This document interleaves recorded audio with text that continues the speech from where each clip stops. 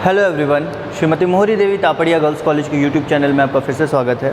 हम bacteria of medical importance पढ़ रहे थे और पिछले वीडियो में हमने बैसिली डिप्थेरिया के बारे में पढ़ा था, जो कि एक रॉड शेप्ड बैक्टीरिया है। इसके पहले हमने जो कोकाई शेप्ड बैक्टीरिया थे, राउंड शेप्ड, उनको ख़त्म कर लिया था, ओवर कर लिया था। आज के वीडियो में हम नेक्स्ट रॉड शेप्ड बैक्टीरिया के बारे में पढ़ेंगे, दैट इज़ क्लोस्ट्रीडियम टेटनी। अब टेटनी नाम से आप सबको पता होगा कि ये कौन सा डिजीज़ कॉज करता है, वो है टेटनस। ओके, तो इसके बारे में आज पढ़ेंगे अपन क्लोस्ट्रीडियम टेटनी के बारे में। इस चैप्टर का एक और टॉपिक वैसे बैक्टीरियाज़ के बारे में हम पढ़ रहे हैं जो कि पैथोजेनिक हो सकते हैं या फिर जो डिजीज़ कॉज करते हैं, उस टाइप के बैक्टीरिया के बारे में हम इस वीडियो में पढ़ रहे हैं। तो क्लोस्ट्रीडियम टेटनी के बारे में अगर अपन देखें तो चूँकि ये भी एक बैसिली टाइप का बैक्टीरिया है, तो यहाँ पे आप लिख लो कि ये भी जो है एक रॉड शेप्ड बैक्टीरिया है। इसका साइज़ आप लिख सकते हो 4 से 8 माइक्रोमीटर तक लंबा हो सकता है। 4 से 8 माइक्रोमीटर तक ये लंबा हो सकता है और 0.5 माइक्रोमीटर तक इसका डायामीटर हो सकता है। ओके, सो ये इसका फिज़िकल ओवरव्यू। उसके बाद और देखते हैं, ये जो बैक्टीरिया है बेसिकली इसका जो अपीयरेंस है, मतलब जो दिखता है, ऑब्ज़र्व करने पे जो दिखेगा, ये जो है ये एक टेनिस रैकेट शेप में दिखता है। अगर ढंग से देखा जाए तो ये टेनिस रैकेट शेप में, या फिर ड्रम स्टिक जो होती है, ड्रम बजाने की जो स्टिक होती है, वैसे शेप में ये जनरली अपीयर होता है। ठीक है, टेनिस रैकेट या फिर ड्रम स्टिक के रूप में। उसके बाद अपन देखते हैं कि ये जो है एक एनारोबिक टाइप ऑफ बैक्टीरिया है। दैट मीन्स कि यहाँ पे इसे ऑक्सीजन की रिक्वायरमेंट नहीं होगी अपनी एनर्जी की फुलफिलमेंट के लिए। ठीक है, एनर्जी की रिक्वायरमेंट नहीं होगी। उसके आगे अपन देखते हैं पैथोजेनिक बैक्टीरिया है, ये तो आप लोग को पता है, rod shape, anaerobic and it is pathogenic bacteria. उसके बाद अपन देखते हैं ये जो है एक ग्राम पॉजिटिव बैक्टीरिया है। ये जो है ग्राम पॉजिटिव बैक्टीरिया है, मतलब ग्राम स्टेनिंग में ये क्रिस्टल वॉलेट स्टेन से स्टेन हो जाएगा और पर्पल कलर शो करेगा। उसके बाद ये जो है कहाँ पाया जाएगा, ये सॉइल्स में पाया जाएगा स्पोर के फॉर्म में। सॉइल में पाया जाएगा, मिट्टी पे सॉइल में पाया जाएगा स्पोर के फॉर्म में, या ह्यूमंस के गैस्ट्रोइंटेस्टाइनल ट्रैक्ट के अंदर पाया जाएगा। ठीक है, या तो फिर ये सॉइल में पाया जाएगा या ह्यूमंस में जीआई ट्रैक्ट में पाया जाएगा, एनिमल्स में। Found in soil as spores, या तो सॉइल में पाया जाएगा स्पोर्स के फॉर्म में, या फिर गैस्ट्रो इंटेस्टाइनल ट्रैक्ट में पाया जाएगा, एनिमल्स के। ठीक है, या तो स्पोर्स में पाया जाएगा सॉइल में, मिट्टी में स्पोर के फॉर्म में, या फिर जीआई ट्रैक्ट में पाया जाएगा, एनिमल्स के। नेक्स्ट पॉइंट अपन देखते हैं कि ये जो बैक्टीरिया है ये कई बीमारी फैलाने के लिए जाना जाता है, कई टाइप की बीमारियां फैलाता है। उसमें से फर्स्ट आप देखो, gas gangrene. They can cause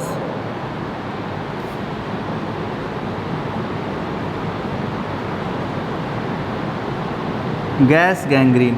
gas gangrene, gangrene आपको पता होगा, टिश्यू को डेड करने के बाद उस टिश्यू की एक लेयर बन जाती है, वैसी लेयर जो शरीर के ऊपर दिखती है वो गैंग्रीन होती है। और जब उसमें एयर भर जाती है और वो जो गैंग्रीन है वो बबल के रूप में आ जाती है। जब आप गैस गैंग्रीन के किसी पेशेंट को देखोगे तो आप देखोगे शरीर पे गैंग्रीन तो हुआ रहेगा, पर उस गैंग्रीन में गैस या फिर एयर भर जाएगी उस पर्टिकुलर एक जगह पे, और वो बबल के रूप में बाहर आ जाएगा, तो वो होता है गैस गैंग्रीन। ठीक है, उसके आगे अपन देखते हैं कि ये फूड पॉइजनिंग भी कॉज करता है।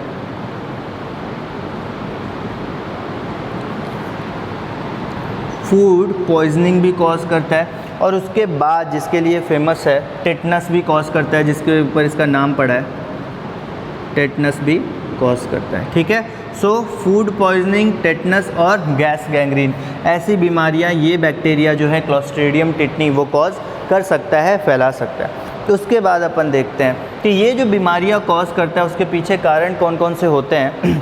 तो टॉक्सिन का प्रोडक्शन ये करता है। जो टॉक्सिन का प्रोडक्शन करता है उसके बारे में आप लिख लो, प्रोड्यूसेस अ टॉक्सिन, एक टॉक्सिन प्रोड्यूस करता है जिसका नाम है यहाँ पे टेटनोस्पैस्मिन।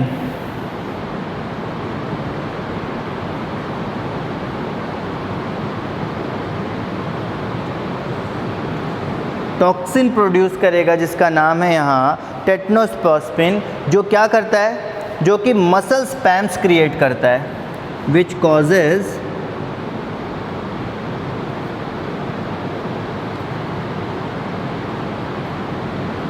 मसल स्पैस्म।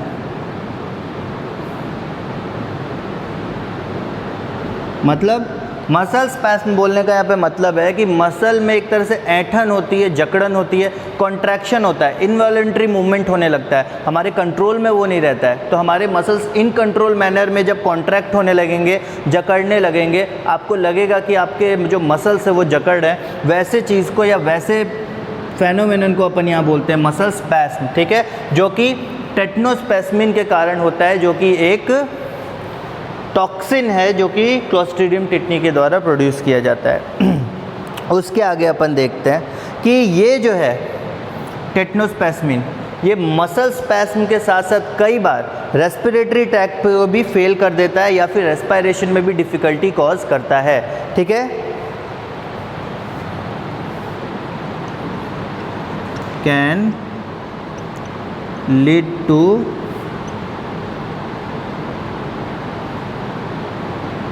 अब रेस्पिरेटरी डिफ़िकल्टी भी लिख सकते हो, आप रेस्पिरेटरी फेलियर्स भी लिख सकते हो। रेस्पिरेटरी फेलियर, और कई केसेस में कई बार ऐसा देखा गया, लगभग आप देखो कि टोटल में से 10% जो केस है उसमें पेशेंट की डेथ भी हो सकती है, okay. And can cause death.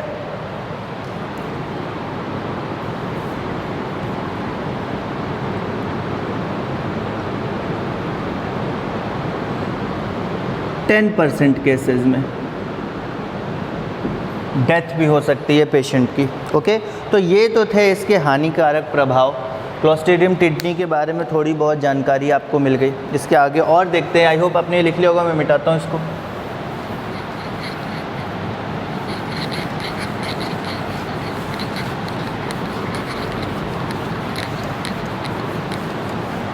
One second.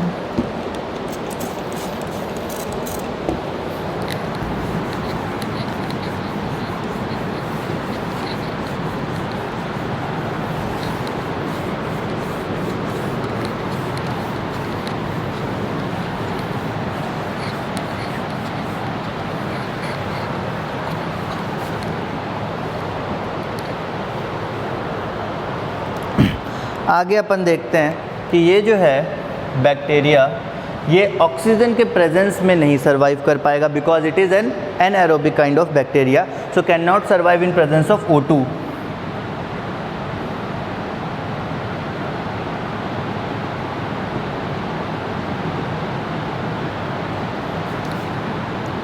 Oxygen के प्रेजेंस में सर्वाइव नहीं कर पाएगा ये बैक्टीरिया। और ये जो बैक्टीरिया है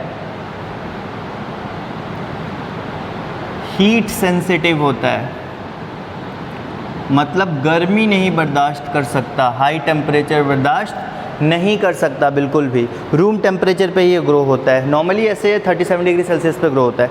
बट उसके आगे अपन देखते हैं, ये जो है मोटाइल होता है, मतलब मूवमेंट कर सकता है। फ्लैजिला इसके पास लोकोमोटरी ऑर्गन होता है, तो फ्लैजिला की मदद से ये मूवमेंट कर सकता है, ओके। उसके आगे अपन देखते हैं कि ये जब मैच्योर होता है तो स्पोर के फॉर्म में जब मैच्योर होता है तो स्पोर का फॉर्मेशन करता है। जब मैच्योर होगा तो स्पोर का फॉर्मेशन होगा, और ये जो स्पोर्स हैं ये हीट के प्रति रेसिस्टेंट होते हैं। मतलब जब ये मैच्योर होगा तो स्पोर का फॉर्मेशन करेगा। वो जो स्पोर हैं वो हीट के प्रति रेसिस्टेंस होते हैं, और उनके पास कई प्रकार के एंटीसेप्टिक के प्रति भी रेसिस्टिविटी मौजूद होती है। तो स्पोर के बारे में आप लिख लो कि जो स्पोर हैं वो हीट के प्रति रेसिस्टेंट होते हैं, और बहुत सारे ऐसे एंटीसेप्टिक है जिनके प्रति भी इनके अंदर रेसिस्टिविटी होती है, मतलब बर्दाश्त कर सकते हैं, उनके प्रति लड़ सकते हैं या फिर ईजिली डिस्ट्रॉय नहीं होंगे, ठीक है। उसके आगे अपन देखते हैं कि ये जो स्पोर्स हैं, स्पोर्स सॉइल में देखो, वाटर में देखो या फिर ह्यूमन स्किन पे, ये यहाँ पे पाए जाएंगे। अगर स्पोर्स की बात करें तो स्पोर्स जब डिस्ट्रीब्यूट होंगे तो या फिर सॉइल में या वाटर में या फिर ह्यूमन स्किन में ये स्पोर्स पाए जाते हैं। उसके बाद अपन देखते हैं, ये तो था इसके बारे में थोड़ी जानकारी।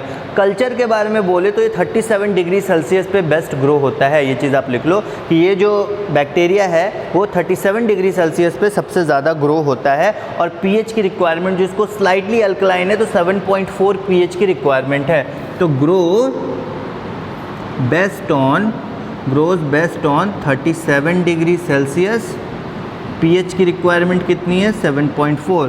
तो स्लाइटली अल्कलाइन पीएच चाहिए और रूम टेम्परेचर 37 डिग्री सेल्सियस पे ये ग्रो करता है, ठीक है। आगे अपन बढ़ते हैं, ये लिख लिया होगा आई होप आप लोगों ने। अब इसकी टॉक्सिसिटी के बारे में जानते हैं। टॉक्सिक इफ़ेक्ट्स के बारे में देखें अगर, तो टॉक्सिसिटी के बारे में बात करें इसके,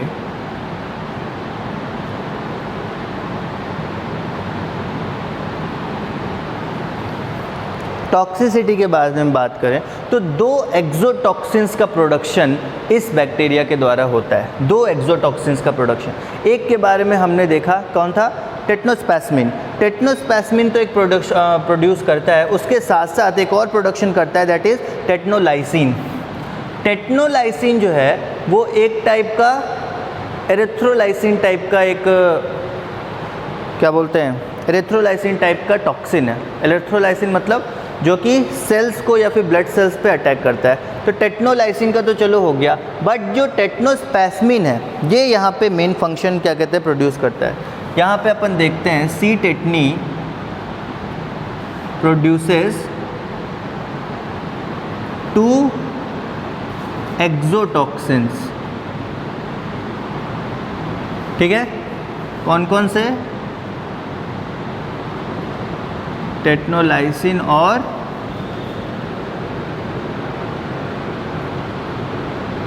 टेट्नोस्पैस्मिन। टेट्नोलाइसिन और टेट्नोस्पैस्मिन,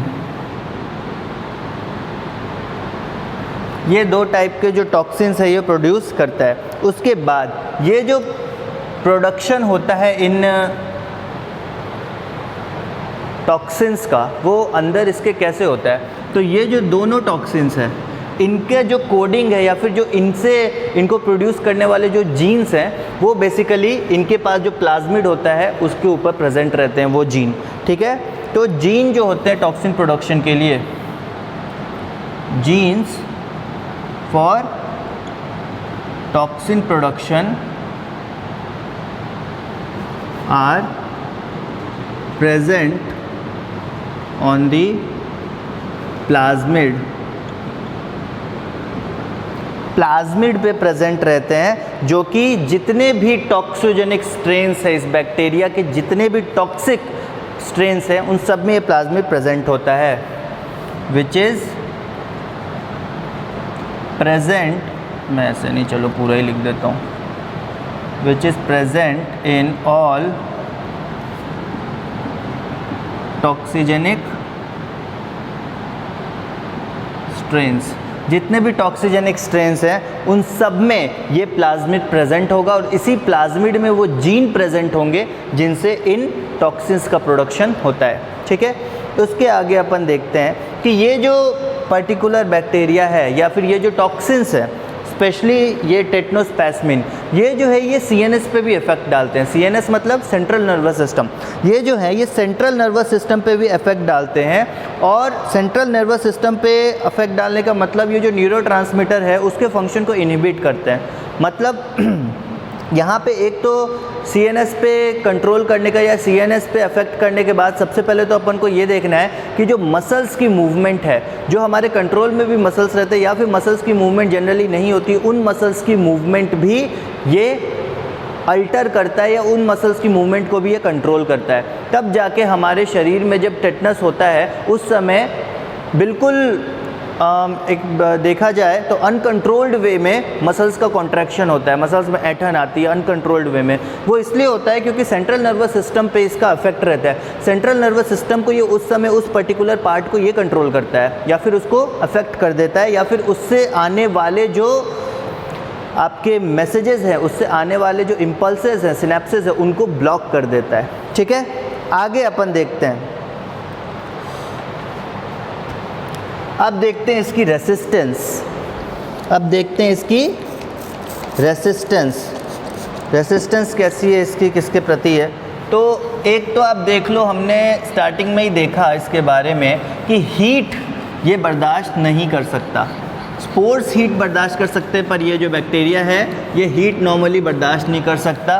तो अगर इसको बॉईल करने के लिए 10 से 15 मिनट के लिए रख दो, बॉइलिंग करने के लिए या फिर हीट करके या बॉईल करने के लिए 15 मिनट के लिए रख दो, ये डिस्ट्रॉय हो जाएगा। ओके, सिर्फ 10 से 15 मिनट के लिए हीट करने के लिए रख दो, ये डिस्ट्रॉय हो जाएगा। और अगर स्पोर की बात करें, ये जो क्लोस्ट्रीडियम टेक्नी का स्पोर है उसकी अगर अपन बात करें, उसको अगर डिस्ट्रॉय करना हो तो नॉर्मली उसको ऑटोक्लेव कर दो। ऑटोक्लेव में क्या करते हैं अपन, प्रेशर क्रिएट करते हैं और 121 डिग्री सेल्सियस पे किसी पर्टिकुलर चीज़ को स्टरलाइज करते हैं। पर यहाँ पे अगर इसको डिस्ट्रॉय करना है तो ऑटोक्लेव कर लो, सिंपली 121 डिग्री सेल्सियस पे ये जाएगा और 15 से 20 मिनट में डिस्ट्रॉय हो जाएगा ये स्पोर भी। ठीक है, और स्पोर से भी अगर डिस्ट्रॉय नहीं होता है तो एक सॉल्यूशन बनाओ जिसमें वाटर हो, और वाटर का जितना कंसंट्रेशन ले रहे हो, वाटर की जितनी वॉल्यूम ले रहे हो, उसका आप 10 टाइम्स H2O2 लो, हाइड्रोजन पेरोक्साइड लो, और उसमें ये डाल दो। उसके बाद ये वहाँ भी डिस्ट्रॉय हो जाएगा। तो अगर क्लोस्ट्रीडियम टिटनी जो बैक्टीरिया है उसको अगर डालना है, अगर उसको डिस्ट्रॉय करना है तो सिंपली बॉईल करो या हीट करो, 10 से 15 मिनट में ख़त्म हो जाएगा। अगर स्पोर को डिस्ट्रॉय करना है तो ऑटोक्लेव करो, 121 डिग्री सेल्सियस पे डिस्ट्रॉय हो जाएगा। और उसके अलावा भी एक मेथड है कि आप चाहो तो पानी और उससे 10 टाइम्स ज़्यादा वॉल्यूम H2O2 हाइड्रोजन पेरोक्साइड मिलाओ, उसमें इसको डालो, तब जाके ये डिस्ट्रॉय हो जाएगा। उसके आगे अपन देखते हैं इसकी पैथोजेनिसिटी। ओके, नेक्स्ट पॉइंट अपन देखते हैं पैथोजेनिसिटी।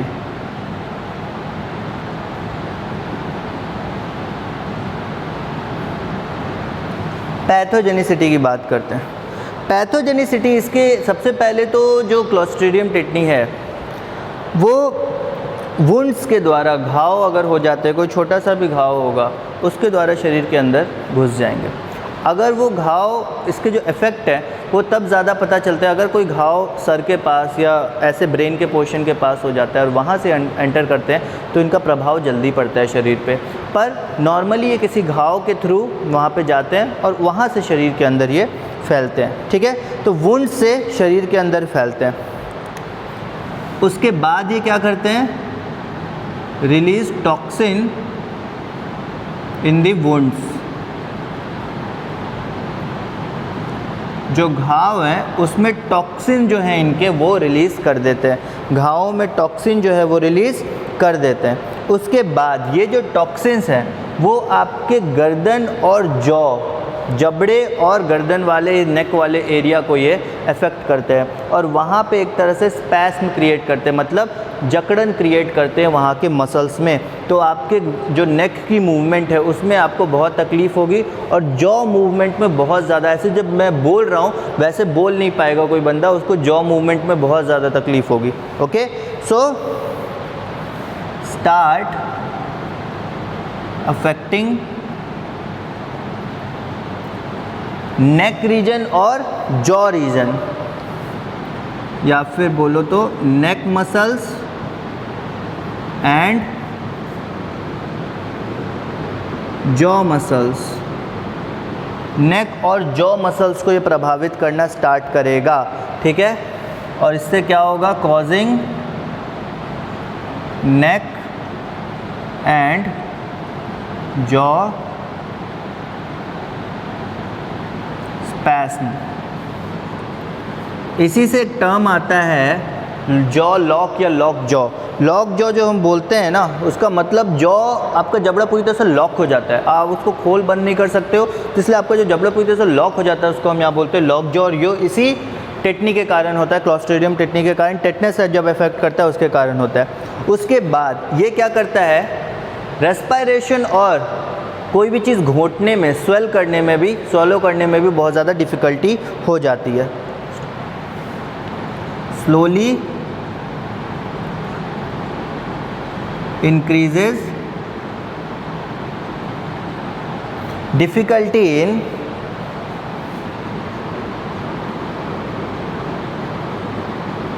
स्वॉलिंग, मतलब घोंटने में, swallowing and respiration problems।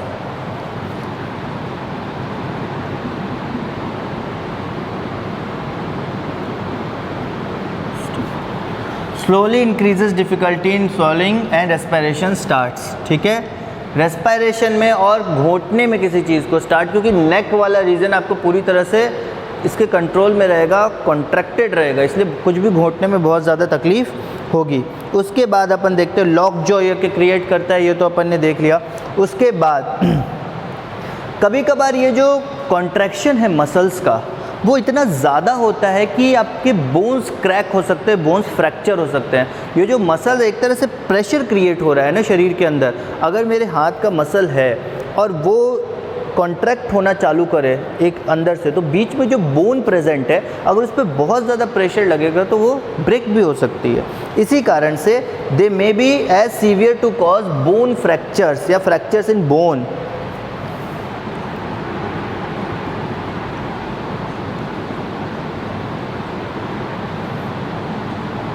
They may be as severe to cause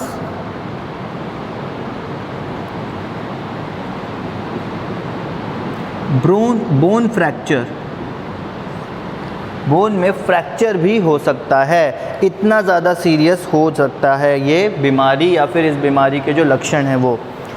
उसके आगे अपन देखते हैं इसका इंक्यूबेशन पीरियड। इंक्यूबेशन पीरियड मतलब, इंक्यूबेशन पीरियड का मतलब होता है कि किसी पर्टिकुलर पैथोजन से या किसी पर्टिकुलर इन्फेक्शन से जब आपका एक्सपोजर होता है उसके कितने दिन के बाद आप सिम्टम शो करना स्टार्ट करते हो, ये होता है आपका नॉर्मली इंक्यूबेशन पीरियड। तो इंक्यूबेशन पीरियड इस केस में क्या होगा, नॉर्मली अगर देखा जाए तो इंक्यूबेशन पीरियड डिपेंड करता है आपके पॉइंट ऑफ इंजरी पे, मतलब किस जगह इंजरी हुई है उस पे इंक्यूबेशन पीरियड जो है वो डिपेंड करता है। अब ये जो इंक्यूबेशन पीरियड है ये वेरी कर सकता है 8 दिन से, 1 हफ्ते से 8 दिन से लेकर कुछ महीनों तक या 1 महीने तक भी वेरी कर सकता है। क्यों? क्योंकि अगर CNS के पास, सेंट्रल नर्वस सिस्टम या ब्रेन के पास इंजरी होगी तो बहुत जल्दी इफ़ेक्ट करेगा, और अगर इंजरी ब्रेन से दूर होगी, अगर उस पर्टिकुलर पॉइंट से दूर होगी तो ये थोड़े देर से भी इफ़ेक्ट कर सकता है। ठीक है, तो ये डिपेंड करता है कि इनका इंक्यूबेशन पीरियड वेरी कर सकता है। ये वेरी करता है किसके कारण, कि आपका जो इंजरी है वो कहाँ पे, वो घाव है कहाँ पे और कहाँ से बैक्टीरिया एंटर कर सकता है। ठीक है, डायग्नोसिस की बात करें अगर, मतलब इसकी पहचान कैसे करेंगे, इसका डायग्नोस कैसे करेंगे, तो पहली बात कि टेटनस को डायग्नोस करने के लिए कोई यहाँ पे पर्टिकुलर टेस्ट नहीं है, कोई पर्टिकुलर ब्लड टेस्टिंग या किसी भी टाइप की टेस्टिंग नहीं प्रेजेंट है टेटनस को टेस्ट करने के लिए। हाँ, एक स्पैचुला टेस्ट हम करते हैं। स्पैचुला टेस्ट बोले तो, स्पैचुला टेस्ट का मतलब कि हम स्पैचुला लेते हैं, आपके माउथ के अंदर डालते हैं। माउथ के अंदर डालेंगे, अगर नॉर्मल कोई आदमी होगा, मतलब जिसको टेटनस नहीं है, तो उसको उल्टी आने लगेगी। जैसे आप स्पैचुला थोड़े अंदर तक डालोगे तो उसको वोमिट आने लगेगा, उसको उल्टी आने लगेगी। बट अगर कोई टेटनस से प्रभावित व्यक्ति है, उसके मुंह के अंदर स्पैचुला डालोगे तो स्पैचुला डालने के कारण, चूँकि वो CNS से प्रभावित है, तो इम्पल्स आएगा और उस स्पैचुला के अंदर मतलब एक कॉन्ट्रैक्शन होगा, स्पैचुला को पकड़ लिया जाएगा, एक तरह से बाइट कर लिया जाएगा स्पैचुला को। तो माउथ के अंदर अगर किसी नॉर्मल आदमी को जो कि इन्फेक्टेड नहीं है उसके स्पैचुला डालोगे, उसको उल्टी आने लगेगी। और अगर कोई टेटनस से प्रभावित है उसके माउथ में स्पैचुला डालोगे तो वो स्पैचुला को ही जकड़ लेगा या फिर कॉन्ट्रैक्ट कर लेगा अंदर। तो इससे पता लग सकता है कि सामने वाला जो बंदा है वो टेटनस से प्रभावित है या नहीं है। ठीक है, और अगर अपन ट्रीटमेंट या थेरेपी की बात करें तो इसकी वैक्सीन्स अवेलेबल हैं। अगर आप इसकी वैक्सीन्स को, एक तो होता है जैसे हम पोलियो की वैक्सीन देते हैं, उस तरह से इसकी वैक्सीन्स आप कर सकते हो, या फिर किसी को थोड़ी सी भी इंजरी लगती है तो ये टाइम नहीं रहता कि हम देखें कि टेटनस हुआ है कि नहीं। जैसे कोई चोट लगती है हम टेटनस का एक इंजेक्शन ले लेते हैं, ठीक है। तो इन्फेक्शन जो है टेटनस का, उसको अगर प्रिवेंट करना है तो टेटनस वैक्सीन आती है जिसको हम टेटनस टॉक्सॉइड बोलते हैं। अगर ट्रीटमेंट की बात करें तो यहाँ पे टेटनस वैक्सीन आती है जिसको अपन टेटनस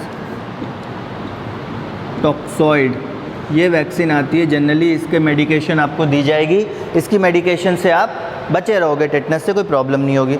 उसके बाद एक डोज़ इसका हर 10 साल में एक बार रिकमेंड किया जाता है कि एक बूस्टर डोज होता है, उसको हर 10 साल में एक बार आपको लगाना चाहिए। तो टेटनस होने के चांसेस भी आपके शरीर में बिल्कुल कम हो जाएंगे। अगर शरीर में कभी टेटनस बैक्टीरिया आता है या फिर उसके टॉक्सिन्स आते हैं तो उस टॉक्सिन के जो रोल है या फिर टॉक्सिन का जो वर्क है उसको पूरी तरह से इनहिबिट कर दिया जाएगा या न्यूट्रलाइज कर दिया जाएगा। उस टॉक्सिन्स को पूरी तरह से न्यूट्रलाइज कर दिया जाएगा, वो बिल्कुल भी प्रभाव नहीं कर पाएगा आपके शरीर को।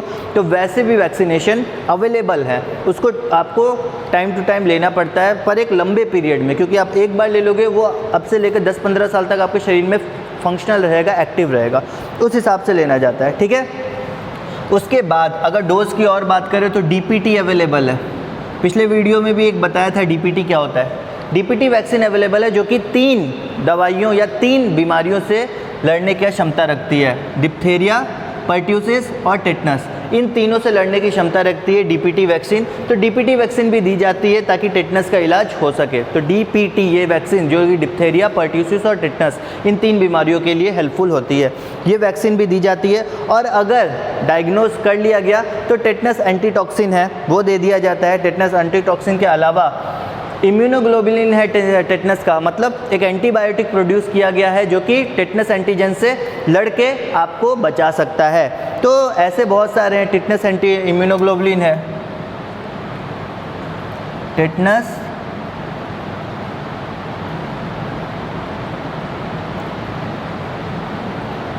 इम्यूनोग्लोबुलिन, और फिर क्या कहते हैं, टेटनस इम्यूनोग्लोबुलिन के बाद टेटनस वैक्सीन है या टेटनस एंटीटॉक्सिन है। एंटीटॉक्सिन क्या करेगा, जो टॉक्सिन्स होते हैं टेटनस के, जो 2 टॉक्सिन्स हैं उनको न्यूट्रलाइज कर देगा, उनके असर को पूरी तरह से न्यूट्रलाइज कर देगा, मतलब वो किसी बिल्कुल बेअसर हो जाएंगे, आपके शरीर में बीमारी नहीं फैला पाएंगे। तो ये था आपका एक और बैक्टीरिया मेडिकल इंपॉर्टेंस वाला, क्लोस्ट्रीडियम टिटनी। इसके बारे में भी देख लिया, टेटनस के इफेक्ट्स भी देख लिए कि कैसे फैलता है और क्या इसके पास हमारे पास वैक्सीनेशन अवेलेबल है इससे बचने के लिए। ओके, सो ये था आज का वीडियो क्लोस्ट्रीडियम टिटनस के बारे में। बैक्टीरिया ऑफ मेडिकल इंपॉर्टेंस के अंडर हम पढ़ रहे हैं कई सारे बैक्टीरिया जो कि डिजीज़ कॉज कर सकते हैं या फिर पैथोजेनिक होते हैं। इस सीरीज़ को हम और आगे बढ़ाएंगे, अभी कुछ और बैक्टीरियाज आने बाकी हैं। तो नेक्स्ट वीडियो में हम आगे एक नए टॉपिक के साथ आएंगे और उसको डिस्कस करेंगे। तब तक के लिए अगर आपको ये वीडियो पसंद आया हो, इस वीडियो को लाइक कीजिए, शेयर कीजिए और हमारे चैनल को सब्सक्राइब कीजिए। Thank you very much.